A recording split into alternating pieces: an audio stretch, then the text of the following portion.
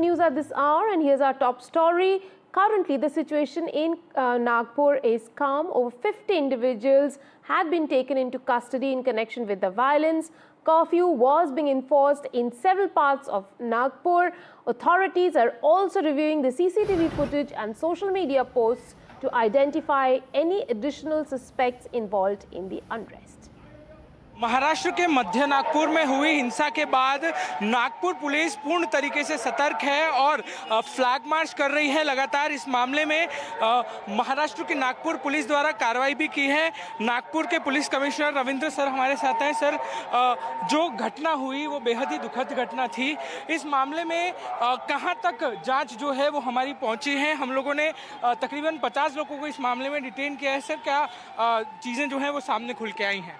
इसमें ये जो लोग इसमें इन्वॉल्व थे उन लोगों को हम लोग पकड़ रहे हैं उनके ऊपर, क्योंकि वो केस में इन्वॉल्व हैं और जिस तरह से वो इन्वॉल्व हैं, उनका जो भाग था उसमें पार्टिसिपेशन था, उस हिसाब से हम लोग उनके ऊपर कार्रवाई कर रहे हैं। और आगे भी जो इसमें सामने नज़र आते हैं उन लोगों को जो धाराएं लगाई हैं उस आधार पे आगे कार्रवाई करते रहेंगे। सर, हमने अब तक कितने लोगों को इस मामले में डिटेन किया है और सर गिरफ्तारियां अभी तक हुई हैं इस मामले में या नहीं?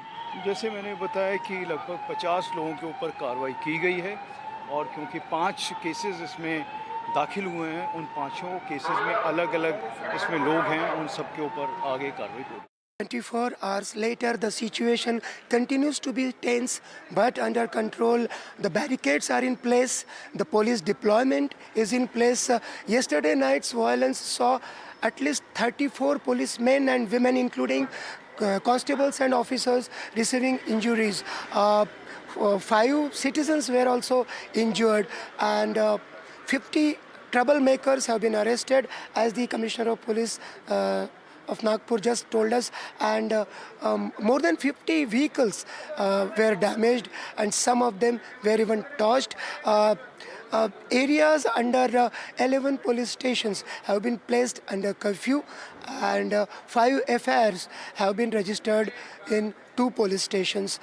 This afternoon, the Guardian Minister of Nagpur and the Revenue Minister of the state, Chandrasekhar Bawankule, landed in Nagpur and immediately called a meeting of all top officials.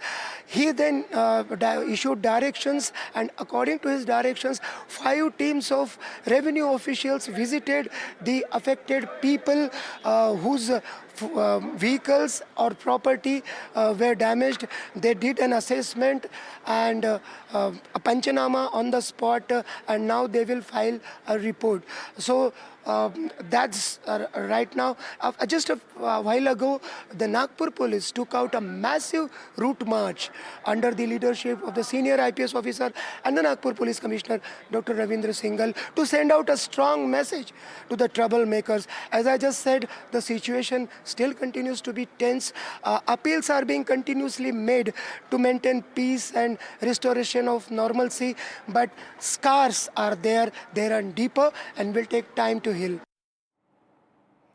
A day after violence and rioting in Nagpur over protests against Aurangzeb's tomb in the state, now political blame game, with the Chief Minister saying that the film Chhava led to anger, but the violence in Nagpur seemed a conspiracy. The opposition hit back, saying that it was governance failure, as Nagpur is the Chief Minister's hometown. Several FIRs have been filed and over 50 people held. 33 cops were also injured in the violence. Here's a report.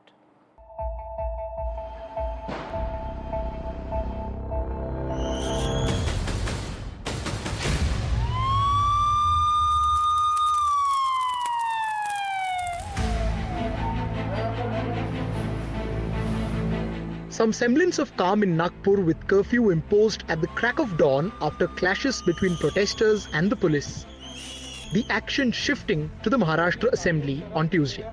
Chief Minister Devendra Fadnavis gave a statement in the Assembly on the violence. While calling for peace, he and his deputy Eknath Shinde warned against the glorification of Aurangzeb. The opposition on its part calls it a blatant failure of the government. 3 DCP लेवलचे लोक या ठिकाणी जखमी झालेले आहेत आणि जसं मी सांगितलं की यातल्या एका डीसीपीवर तर थेट कुऱ्हाडी वार हा त्या ठिकाणी करण्यात आलेला आहे। त्यामुळे निश्चितपणे याच्यामध्ये काही ना काही एक प्रकारे काही लोकांचा सुनियोजित पॅटर्न हा देखील त्या ठिकाणी दिसतो आहे। अशा लोकांना त्या ठिकाणी त्यांच्यावर कारवाई ही केलीच जाईल. पोलिसांवर ज्यांनी हल्ला केला असेल त्यांना काय झालं तरी सोडलं जाणार नाही.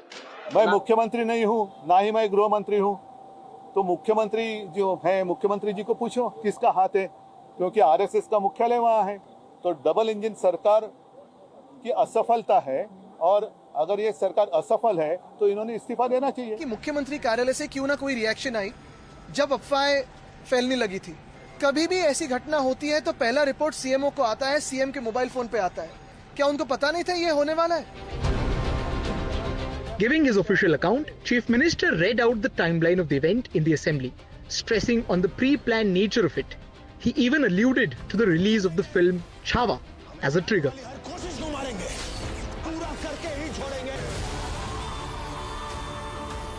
खरं म्हणजे छावा या चित्रपटाने छत्रपती संभाजी महाराजांचा खरा इतिहास आपल्या समोर आणला. एक प्रकारे प्रज्वलित झालेले आहेत. औरंगजेबाबद्दलचा जो काही राग आहे तो रागही खूप मोठ्या प्रमाणात त्या ठिकाणी बाहेर येतोय. What started with the protests by right-wing outfits in the morning led to serious attacks on the police in the evening, ignited by rumor mongering. महाराष्ट्रामध्ये कायदा आणि सुव्यवस्था राखणं, शांतता राखणं आपल्या सगळ्यांची जबाबदारी आहे. मी नागपुरातली जनता असेल, महाराष्ट्रातली जनता असेल, या सर्व जनतेला ही विनंती करू इच्छितो की सर्व समाजांचे धार्मिक सण हे या कालावधीमध्ये चाललेले आहेत. अशा या सगळ्या परिस्थितीमध्ये सगळ्यांनी संयम ठेवला पाहिजे. कोणीही संयम सोडू नये. The opposition alleges the flare-up is a massive intelligence failure. The location being Nagpur, the home turf of Chief Minister, didn't help. Remember, Fadnavis also holds the home portfolio. सुनिश्चित था, नागपुर शहर में था, मुख्यमंत्री का डिस्ट्रिक्ट है, शहर है, तो मुख्यमंत्री के शहर में समझो इस तरह की वारदात होती है तो महाराष्ट्र में क्या स्थिति बनी होगी इसका अंदाज इस एक घटना से अपने को समझना चाहिए. Accountability. The city which has the chief minister staying, the city which has the cabinet minister of central staying, and we don't have intelligence input that there can be such things. After the massive outrage in Nagpur yesterday and an even bigger blame game here in Maharashtra's assembly today, question remains on why is there a need for the political representatives and politicians to play with the religious sentiments of the people here in the state? Is it a trend that is going to be followed for the next 5 years? Or does it serve a teaser for the upcoming city civic poll elections? With camera person Mahesh Halwai, this is Anuj Rai reporting for NDTV from Mumbai.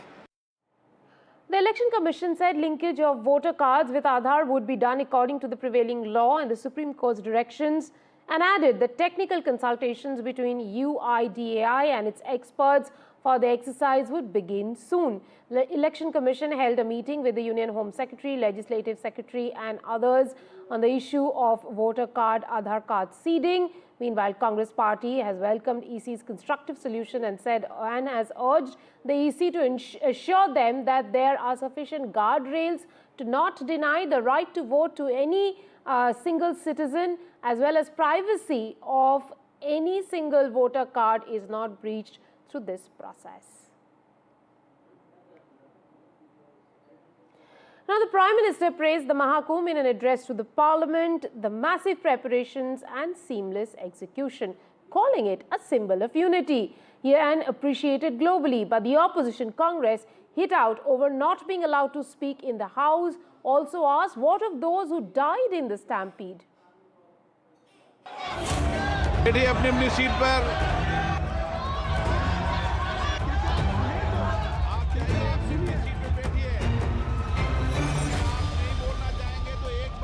A fiery budget session as ruckus erupted in Parliament. The opposition protested after the Prime Minister's speech on the success of the Mahakumbh. विशेष तौर पर प्रयागराज की जनता का धन्यवाद करता हूं. MPs marched to the well of the House. पूरे विश्व ने महाकुंभ के रूप में भारत के विराट स्वरूप के दर्शन किए. सबका प्रयास का यही साक्षात स्वरूप है। Congress hit out at the Prime Minister, asking why he did not condole those who died in the Prayagraj stampede. The party also questioned why the chair did not permit the leader of the opposition, Rahul Gandhi, to respond to the Prime Minister's statement. Rahul Gandhi also raised the lack of employment for Prayagraj's youth. कुंभ हमारी एक प्रकार से हमारा tradition है, history है, culture है। एक complaint थी, एक शिकायत थी, श्रद्धांजलि नहीं दी प्रधानमंत्री ने। डेमोक्रेटिक जो स्ट्रक्चर है, जो एलओपी को तो मतलब परमिशन देनी चाहिए, मगर नहीं देते हैं। बट ये न्यू इंडिया है। राहुल जी नेता प्रतिपक्ष तो जितने भी विपक्ष के दल हैं उनके प्रतिनिधि हैं, वो भी कुछ कहना चाह रहे थे, कहने देना चाहिए था। सकारात्मक बात ही कर रहे थे उनके विषय में, तो उनको कहने देना। The chaos continued even after the Prime Minister left the House, spilling over to the budget debate. Parliamentary Affairs Minister Kiren Rijiju objected to the opposition's behaviour, even calling out the Congress for not allowing smaller parties their due time. सदन से बाहर Congress party और बाकी opposition party कहता है कि बोलने के लिए मौका देना चाहिए, चर्चा होना चाहिए। हाउस के अंदर में आता है तो फिर चर्चा नहीं होने देते, फिर हंगामा करते हैं। क्यों ऐसा करते हैं? आप लोग हंगामा करते हैं, ऐसा मत कीजिए। विशेष करके कांग्रेस पार्टी को मैं कहना चाहता हूँ, छोटे छोटे पार्टी के मेंबर्स को बोलने का मौका दीजिए। आपका वजह से छोटा छोटा पार्टी के कम एमपी वालों का समय भी बर्बाद कर रहा है। Another day of ruckus in the parliament, this time over Mahakumbh. The Prime Minister's speech in the parliament focused over the success of Mahakumbh, which many called the largest spiritual gathering in the world. However, the opposition wanted to make their own point. The Congress demanded a minute's silence for those who were killed during the stampede in Prayagraj. Another demand that was not granted. Mahakumbh, the largest spiritual gathering, remained to be the point of contention between the opposition and treasury benches in the parliament. This is Aishwarya Jain with video journalist Sanjay Kaushik for NDTV in Delhi. The BRS targeted the Telangana government again over unfulfilled poll promises. This time, BRS leader K. Kavita slammed Priyanka Gandhi, asking where are the scooties that were promised to the young women, and accused her of betraying Telangana's daughters. Congress said they would fulfill all the promises that were made.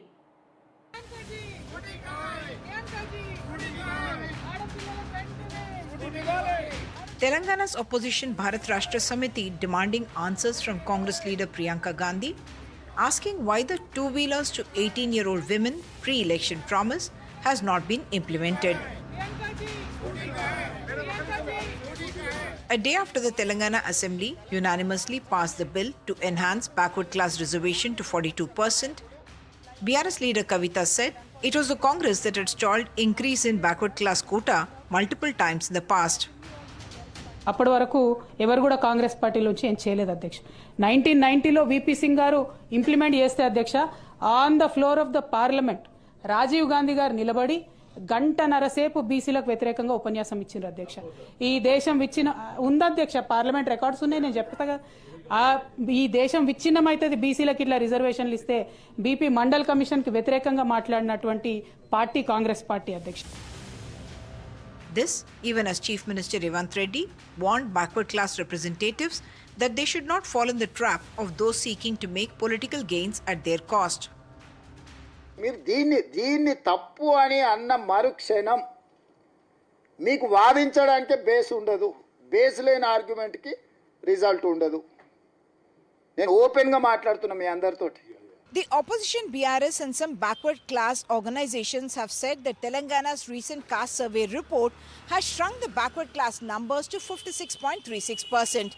But Revant Reddy insists that the numbers have been arrived at scientifically and systematically and that it would withstand judicial scrutiny. He has said this is the best chance to increase backward class reservation and everyone must stand together to make it happen. The Assembly also passed the landmark SC subcategorization bill today, providing for internal reservations within the 15% quota for scheduled castes that was given a go-ahead by the Supreme Court in August 2024. In Hyderabad, with camera person Nagraju, Uma Sudhir, NDTV. The US President Donald Trump spoke to Russian President Vladimir Putin for over 2 hours in an attempt to convince his counterpart to accept a ceasefire in Russia's war with Ukraine and move towards a more permanent end to the 3-year conflict. This also comes at a time when the Gaza Strip has seen fresh violence with airstrikes by Israel. My colleague Disha Bagchi joins me for more on what has happened during that 2-hour conversation. Disha, do take us through all the news that's coming in right now from the White House. Absolutely, Rika. So the details of this over 2-hour long call between the US President Donald Trump and Russian President Vladimir Putin have come out. And one of the big details is the fact that Russia has now agreed to a limited energy and infrastructure ceasefire. They have agreed to halt all attacks on Ukrainian energy targets. And this is a big development because in the last couple of months, we've been seeing increased attacks on Ukrainian energy targets by Russia, and which has caused severe blackouts and energy crisis in Ukraine. So this is a big development, and this is one of the first steps towards peace talks, which was also mentioned in the statement, where both US and Russia have decided and have agreed to begin immediate negotiations between the two parts.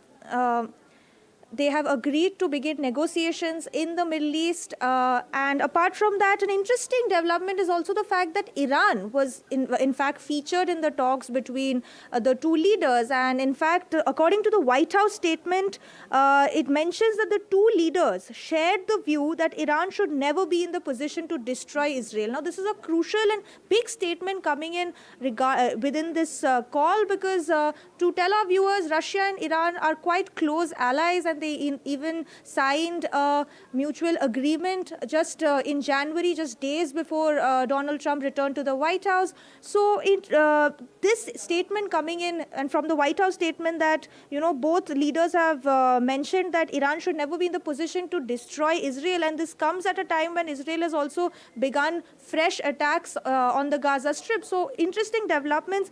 Otherwise, Russia and Ukraine have also agreed to swap 175 prisoners of war, including 23 gravely injured soldiers who will be swapped as well. So various interesting developments coming in from this call. Back to you. Well, a lot of good news there. Thank you very much, Disha, for getting us that story. Now, Prime Minister Narendra Modi has written to Indian origin NASA astronaut Sunita Williams and has invited her to visit India. PM Modi said during his recent visit to the White House, inquired about her well-being and said 1.4 billion Indians take pride in her achievements. Here is an old interview of Sunita Williams done by our science editor, NDTV's Pallav Bagla. You eat samosas on the International Space Station. I think my answer to a lot of things is why not? If you have the opportunity, take it. And I love samosas, and so I had asked for some special things that reminded me of home, and so one of those things was samosas. Sunita also carried a copy of the Bhagavad Gita into space and now wants more Indian stuff in her space bunker. Any artifacts from India you are likely to carry up? Have you thought of something? Something for my niece and nephew, who are both Indian. I'll probably bring something for them, some Indian toys, as well as probably another Ganesh, because Ganesh is my good luck charm. And when you carry Ganesh, do you pray to him when you're in space? Are you religious about Ganesh? I'm more of just a spiritual person. I just know he's there with me, guiding. Sunita Williams has clocked more than 50 hours doing spacewalks. In a stay in space, she says she missed her pet dog more than her husband. If you had a choice, who would you take along on that mission, your dog or your husband? Oh, wow, that's an interesting choice. My dog would age quicker, so I'm not sure that would be a good idea, but I might get into an argument with my husband. So I'm not sure. I'm still thinking about that. But you miss your dog more on your space flights than your husband, is that right? Well, yes and no. And I guess I like to argue. So I suppose I enjoy making that phone call to my husband, and so I can talk to him from space, from the International Space Station. And the dog you just can't actually talk to. PM Modi has given her an invitation to visit India once she's back. That's all we could pack into this bulletin. Thanks for watching.